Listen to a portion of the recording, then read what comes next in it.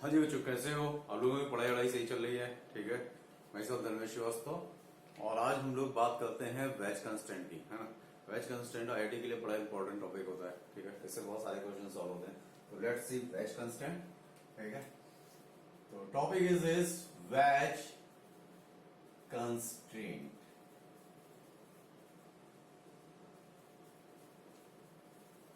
तो बच्चे जब वेज कंस्ट्रेंट में बात करते हैं तो बहुत सिंपल सा एग्जांपल मैं ले रहा हूं आपके लिए। हमने कहा एक ब्लॉक है, इसका मास m1 है यार बच्चों, है ना। ये एक दूसरा ब्लॉक इसके साथ कांटेक्ट में है, इसका मास कितना है? m2 है यार बच्चों। ये m1 और m2 आपस में कांटेक्ट में है ना, और ये इनकी कांटेक्टिंग सरफेस है ना। ये इनकी क्या है? कांटेक्टिंग सरफेस दिख रही है ना, ठीक है। तो अगर मैं इधर से फोर्स लगा दूं तो m1 क्या करेगा? m2 को पुश कर देगा, ऑब्वियस बात है। और m2 जो चलेगा वो किसकी वजह से चलेगा? जो m1 में फोर्स लग रहा है। m2 अपने फोर्स की वजह से नहीं चल रहा, m2 किसकी वजह से चल रहा है? जो m1 में फोर्स लग रहा है। क्योंकि ये m1 उसको आगे धक्का देगा, m2 आगे बढ़ जाएगा। तो अगर मैं यहां पे ये बात कहता हूं कि भाई ये m1 आपका ये है, m2 आपका ये है, ठीक, तो इनकी जो कॉन्टेक्टिंग सरफेस है वो ये है ना। अब इस पे अगर मैं एक पॉइंट ले लूं तो कोई प्रॉब्लम नहीं ना। तो अगर इनको आपस में m1 और m2 को आपस में एक दूसरे के साथ कांटेक्ट में ही रहना पड़े, अगर इनको आपस में एक दूसरे के साथ क्या रहना पड़े? कांटेक्ट में रहना पड़े, तो एक बात बहुत क्लियर है कि भाई अगर इसकी वेलोसिटी m1 की वेलोसिटी v1 होगी तो m2 की भी वेलोसिटी क्या होगी? v2 होगी। अगर m1 का एक्सेलरेशन a1 होगा तो वो गवर्न करेगा m2 को, तो उसका एक्सेलरेशन भी क्या होगा? सेम ही आना चाहिए। तो यहां पे v1 और v2 बराबर होंगे।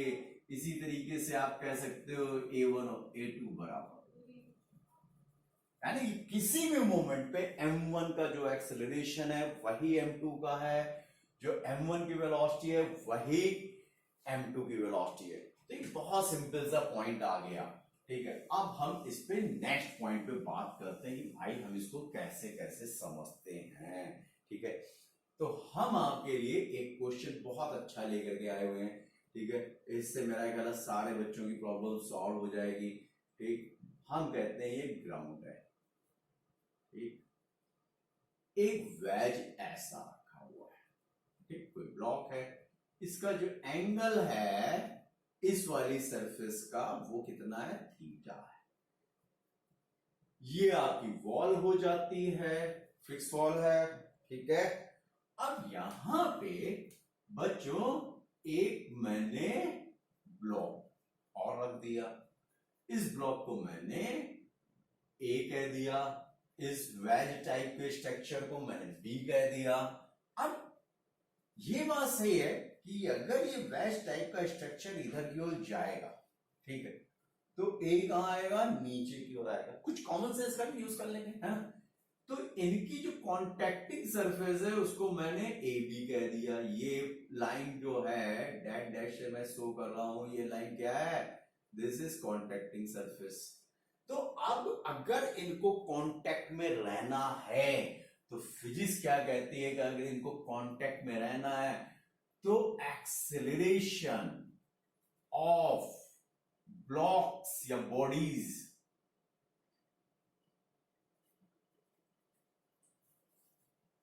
Perpendicular to the contacting surface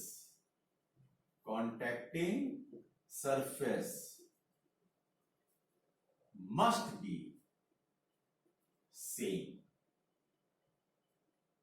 for contact motion. अगर ये आपस में ही एक साथ चल रहे हैं, ये एक दूसरे से जुदा नहीं हो रहे हैं, तो फिर ये बात जरूरी है। अब अगर ये बात जरूरी है तो यहां पे मैं ये लिख सकता हूं कि भाई अगर ये पॉइंट है, कोई पी पॉइंट ले लेते हैं ना, कुछ भी ले लो यार आप लोग, है ना।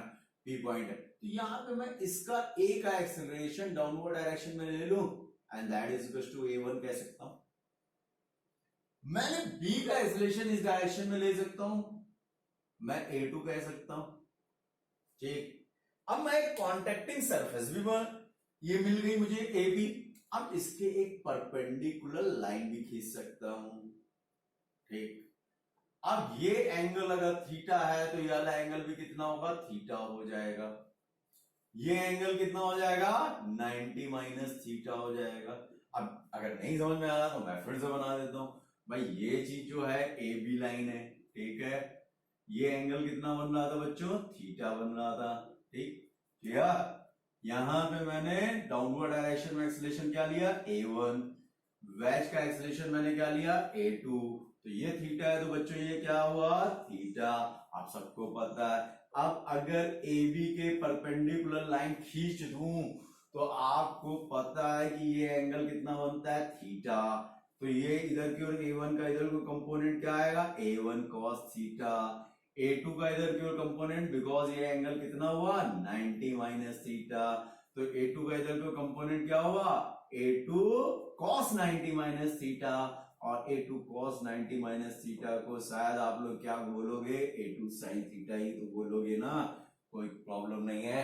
तो A1 cos थीटा भी है और इस वेज का भी एक्सेलरेशन इधर है, ये आपको ऊपर वाले ब्लॉक का भी एक्सेलरेशन इधर है। तो ये दोनों वेज कहिए, ब्लॉक कहिए, कुछ भी कहिए, ठीक है, इनके एक्सेलरेशन इधर। तो along the perpendicular of contacting surface हमें क्या पता है, दोनों एक्सेलरेशन क्या होने चाहिए, कांटेक्ट के लिए बराबर होने चाहिए। तो हम कहेंगे A1 cos theta that is equal to A2 sin theta. तो यहां से हमारा A1 is equal to A2 tan theta आ जाएगा। क्लियर हुआ बच्चों, कोई कंफ्यूजन नहीं है किसी को। ये हमारा रिजल्ट आ गया यार, ठीक है। हमारे इन दोनों एक्सेलरेशन के बीच में क्या रिलेशन है ये हमने फाइंड आउट कर लिया। अब हम लोग नेक्स्ट पे बात करते हैं, उसको भी देख लेते हैं कि वो कैसा बनेगा भाई, है ना।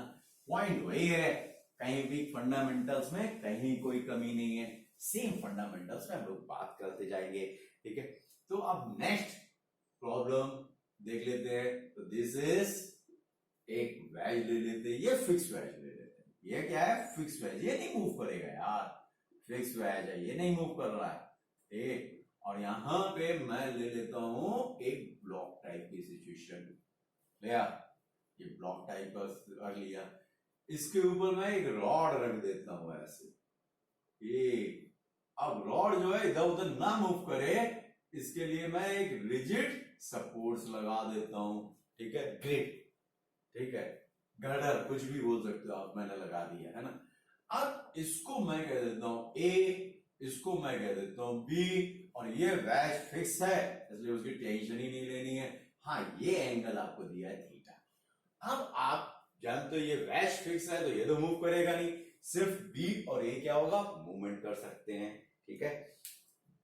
तो अब कॉन्ट्रैक्टिंग सरफेस हमें क्या देखनी है, ए और बी के बीच में, बी और फिक्स वेज के बीच में नहीं देखनी है। हाँ, ये ध्यान रखना है, कई बच्चे मिस्टेक कर जाते हैं कि नहीं इसके और इसके बीच में कॉन्ट्रैक्टिंग सरफेस ले लेते हैं। आपको तो इनके मोशन, ये दोनों मोशन कर रहे हैं ना, ये कॉन्टेक्ट में है ना ए और बी, तो आपको इनकी कॉन्ट्रैक्टिंग सरफेस देखनी। तो आपको इनकी कॉन्ट्रैक्टिंग सरफेस, मैं इसको कह दो एम, इस पॉइंट को कह देता हूं एन, ये पॉइंट हुआ एम, ठीक है, यहां पे कोई समस्या नहीं।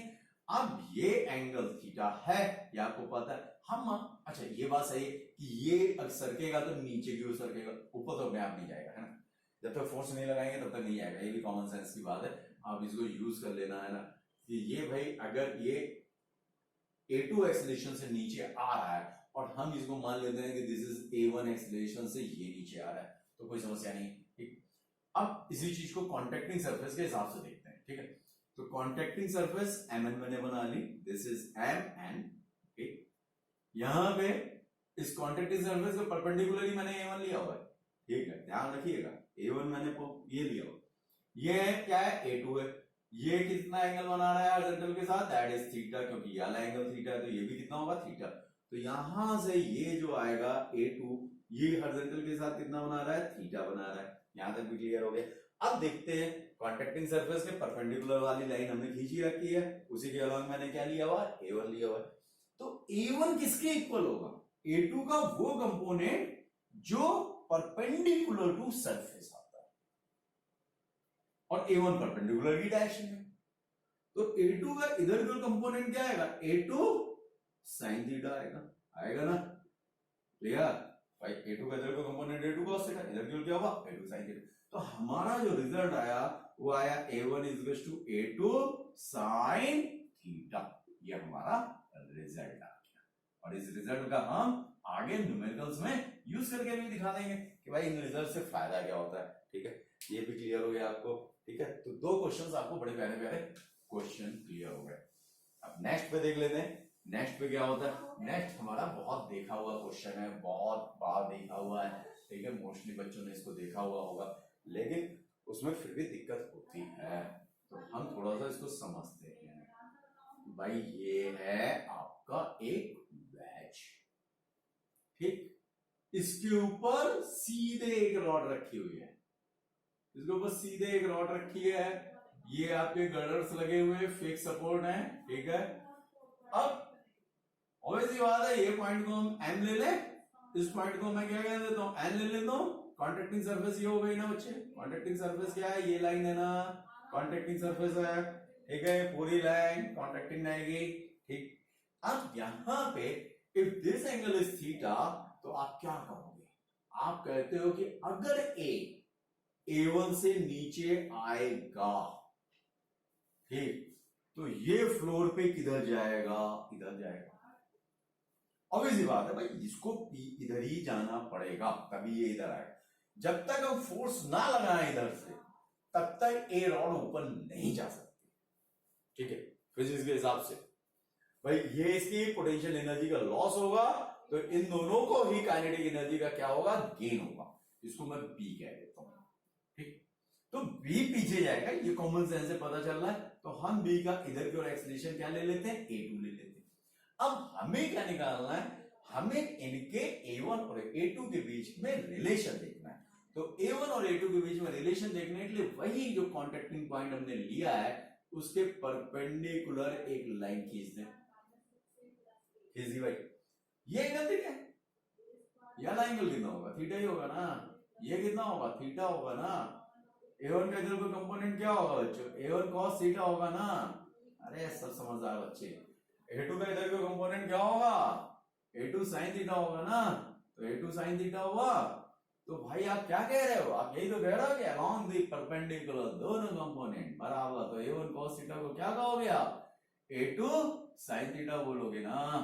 तो आपको रिलेशन क्या निकला, A1 is to A2 and theta निकल आया। तो ये रिलेशन पहले भी आया था, रिलेशन इसमें भी आ गया। चलो कोई बात नहीं, कभी कभी आ जाता है। ठीक है, एंजॉय इट। हम इसको और भी समझते हैं, ऐसा नहीं है ऐसे ही समझना है। दूसरा मेथड भी, सेकंड मेथड भी यूज कर रहे हैं, है ना। हर चीज के दो चार मेथड होते हैं, आप जैसे चाहो वैसे कर सकते हो, लेकिन जो इजी मेथड हो उन पे ध्यान ज्यादा दीजिएगा, है ना। कोई रिसर्च करने की जरूरत नहीं होती है। ठीक है, मैंने ये बात बोली है इसमें। ठीक, इसको फिर से बनाते हैं। ठीक, मैं इस वेज को फिर से बनाता हूं। ये आपकी सिचुएशन थी, ये बी था, ये एंगल थीटा था, ये आपकी रॉड ऊपर से ऐसे टच कर रही थी, है ना, यही तो था। मैंने कहा यार ये नीचे आ रहा है, टक टक टक टक टक नीचे, तो ये टक टक टक टक टक टक टक पीछे। इसमें कोई कंफ्यूजन नहीं किसी को, हो सकता है ये रॉड बिल्कुल नीचे आ जाए, और ये जो पॉइंट है एक्स और ये जो पॉइंट है वाई, ठीक, अब इसको ले लेता हूं जेड, है। तो ये जो वेज है ये पीछे इतना चला जाए कि ये क्या है, नीचे आ जाए। मान ले, एज्यूम करने में क्या दिक्कत है। तो मैंने यहां पे एज्यूम करके नई पोजीशन ऑफ दिस बना दी, this dash dash dash dash. अब ये जो है ऐसे इसके पैरेलल लाइन खींच दी। गुड, समझ आ गया बच्चों। मैंने क्या किया है, मैंने कुछ नहीं किया, मैंने बड़ा सिंपल सा काम किया। मैंने कहा भाई ये जो रॉड है ये खिसक करके ये आ गए, ये जो एक्स वाला पॉइंट था ये खिसक करके एक्स डैश पे आ गया। ठीक, ये पॉइंट अगर मैं इसको कुछ बोल देता हूं, एल बोल देता हूं, ठीक है, इसको एम बोल देता हूं, इस पॉइंट को एम बोल देता हूं, इसको एल बोल देता हूं, तो ये एक्स एक्स डैश पे आ गया, एल जो है उठ करके कहां गया, इस जगह पे ये भी आ गया डैश। ठीक, एम कहां गया, एम डैश। क्लियर? और अगर मैं ये मान लूं कि भाई ये एल और एल डैश के बीच की डिस्टेंस जो है कितना नीचे आया है, वर्टिकली कितना गया नीचे, दैट इज वाई ले लेता हूं। इसको मैं क्या लूं? वाई ले लूं, कोई समस्या नहीं, कुछ भी ले सकते हो भाई, आपकी मर्जी है। और एक्स एक्स डैश को मैं क्या ले लूं? एक्स ले लूं। तो आपको ये ट्रायंगल दिख रहा है एक्स एल एल डैश, मैं बना देता हूं, this is x L L dash and this is theta. Clear? And this height is y and this base is x. y अब तो कोई दिक्कत नहीं है, टेबल लगा देते हैं। y by x कितना होगा बच्चों? This is equal to tan theta. तो हम लिख सकते हैं y is equal to x tan theta. if double differentiate मान दें तो dy by dt, ठीक है, एक बार डिफरेंशिएट फिर एक बार और डिफरेंशिएट, तो एक्सेलरेशन और y का इधर की एक्सेलरेशन हमने क्या लिया था? a1 लिया था ना, दिस इज a1। इधर की इसका वैज का एक्सेलरेशन क्या लिया था? a2 लिया था। तो हम कह सकते हैं a2 tan theta, a1 a2 tan। तो बच्चों ये क्वेश्चन बहुत अच्छा है ना। इस क्वेश्चन में हम लोग क्या फाइंड आउट करेंगे? हमें जो फाइंड आउट करना है, find velocity of small m with respect to ground frame। हम इसको ग्राउंड फ्रेम के रिस्पेक्ट में वेलोसिटी बच्चों निकालेंगे, है ना। अब है इस क्वेश्चन में एंगल थीटा है, एम है, थ्रेड बंधी हुई है। अगर मैं ये एज्यूम कर लेता हूं कि इतने पोर्शन की लेंथ थ्रेड की जो है दैट इज 6 सेंटीमीटर, और ये जो थ्रेड है इतनी लेंथ, इसकी लेंथ जो है 8 सेंटीमीटर है, कोई प्रॉब्लम नहीं है, ठीक है, सिर्फ समझने के लिए देखते हैं। तो टोटल लेंथ जो है, इनिशियल टोटल लेंथ जो है थ्रेड की, वो कितनी है? This is equal to 6 + 8 that is equal to 14 centimetre है, कोई प्रॉब्लम नहीं है ना। अब हो क्या सकता है, एम ब्लॉक नीचे आ सकता है और वैज पीछे जाएगा, ठीक है। एम ब्लॉक क्या आएगा? अलोंग द इंक्लाइन प्लेन नीचे रहेगा, कांटेक्ट में रहना है तो अलोंग द इंक्लाइन प्लेन नीचे ही आना पड़ेगा, और वैज को कहां जाना पड़ेगा? पीछे जाना पड़ेगा। अब जो नई सिचुएशन आएगी उसके हिसाब से देख लेते हैं। हमने मान लिया वैज जो है 2 सेंटीमीटर खिसक गया पीछे की तरफ। वैज यहां से ये जो x था वो कहां आ गया? x डैश पे आ गया, और ये अगर y पॉइंट था तो ये कहां आ चुका है? y डैश पे आ चुका है। वैज खिसक चुका है, ठीक। पुली भी खिसक चुकी है भाई, पुली भी खिसक चुकी है। अब देखो यहां तक तो थ्रेड रहेगी यही वाली, अब इसके बाद थ्रेड कहां आ जाएगी? ये आ जाएगी, और वैज कहां आ जाएगा? ये आ जाएगा। अब आप सोच रहे हो ये कैसे हो गया, है ना। कुछ बच्चों के दिमाग में जरूर आ रहा होगा कि सर ये कहां से आ रहा है, ठीक है। तो हुआ क्या है, अगर आप यहां पे खड़े होकर के देखते हो वैज के ऊपर, ठीक है, अगर आप वैज के ऊपर देखते हो तो आपको वैज जो है इस तरफ किसी वेलोसिटी v से आता हुआ लग रहा है, क्लियर। बट क्यों लग रहा है? क्योंकि सॉरी, ये ब्लॉक जो है आपको क्या लग रहा है? v वेलोसिटी से इधर क्यों आपकी तरफ आ रहा है। अगर आप यहां पे खड़े हो, आप इंक्लाइन प्लेन वैज पे खड़े हो, लेकिन जो बंदा ग्राउंड फ्रेम पे खड़ा है, ग्राउंड पे खड़ा है, उसको ये नहीं लग रहा है, ठीक। उसको क्या लग रहा है कि ये जो है थोड़ा सा नीचे आया यहां से यहां तक, ठीक है, और थोड़ा सा ये आगे भी बढ़ा इधर, यानी ये वर्टिकली भी ये ब्लॉक गिरा और हॉरिजॉन्टली भी ये ब्लॉक इधर आया, यानी कि टोटल मिलाकर के ब्लॉक जो है इस डायरेक्शन में ऐसे कहीं आ रहा है, ठीक है। उसको ये फील होगा, ठीक। अभी लेकिन हम लोग इस बात को डिस्कस नहीं कर रहे, ठीक है, ये मैंने आपको बता दिया जिन बच्चों को समझ में आ सकता है। अभी तो हमें क्या निकालना है? Find velocity of M with respect to ground frame निकालना है। अब अगर मैं ये ले लेता हूं कि ये डिस्टेंस 2 सेंटीमीटर है, तो हमको पता है अगर एक्स एक्स डैश 2 सेंटीमीटर है तो वाई वाई डैश भी बच्चों कितना होगा, 2 सेंटीमीटर होगा। यानी कि अब इतनी जो लेंथ थ्रेड की बची, जो यहां से लेकर के वॉल तक की थ्रेड की लेंथ है वो कितनी है, 6 सेंटीमीटर है। 2 सेंटीमीटर सब्ट्रैक्ट कर दिया इसमें से।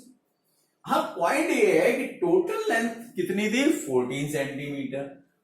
तो ये वाली जो लेंथ यहां से लेके यहां तक है, ये जो लेंथ है नई पोजीशन में पुली से ब्लॉक की, वो लेंथ अगर हम निकालना चाहें तो वो कितना हुआ, 14 माइनस 6 सेंटीमीटर आ रहा है। और 14 माइनस 6 सेंटीमीटर कितना होता है, 8 सेंटीमीटर होता है। पहले कितनी थी, 6 सेंटीमीटर, अब लेंथ कितनी हो गई, 8 सेंटीमीटर। यानी कि ये जो हॉरिजॉन्टली यहां से यहां गया वो कितना गया बच्चों, 2 सेंटीमीटर गया। ठीक है, सॉरी, ये जो नीचे की ओर खिसका, ये जो नीचे की ओर खिसका वो कितना खिसका, 2 सेंटीमीटर इधर की ओर खिसक गया। ठीक, 2 centimetre block along the incline plane खिसका, ध्यान से, हॉरिजॉन्टली नहीं, along the incline plane block कितना खिसका, 2 सेंटीमीटर। ब्लॉक जो पीछे गया वो भी कितना गया, 2 सेंटीमीटर। यानी कि किसी टाइम पे अगर हम ये कहते हैं, अगर हम किसी टाइम पे ये कहते हैं कि वेज जो है उसकी वेलोसिटी बच्चों कितनी है, v है, ठीक है, तो ब्लॉक की वेलोसिटी भी कितनी होगी, इधर भी v होगी। ठीक है, ब्लॉक की वेलोसिटी कितनी होगी, v होगी। वेज की वेलोसिटी बैकवर्ड डायरेक्शन में v, तो along the incline plane block की वेलोसिटी कितनी होगी, v होगी।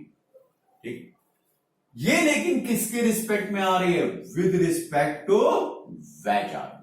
ये किसके रिस्पेक्ट में आ रही है, विद रिस्पेक्ट टू वेज आ रही है, not with respect to this.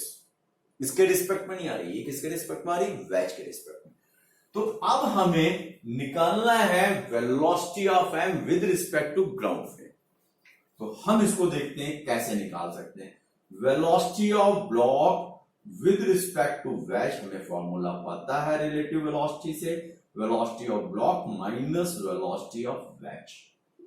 So we can find velocity of block is equal to velocity of block with respect to wedge plus v2. Clear? यानी कि इसमें वेक्टर एडिशन करना है। इसमें क्या करना है बच्चों, वेक्टर एडिशन करना है। ये एंगल कितना है, थीटा है। इस v को उठा करके मैं यहां बना सकता हूं ना, वेक्टर ही तो है। ये थीटा है तो वाला कितना होगा, 180 माइनस थीटा होगा ना। ठीक,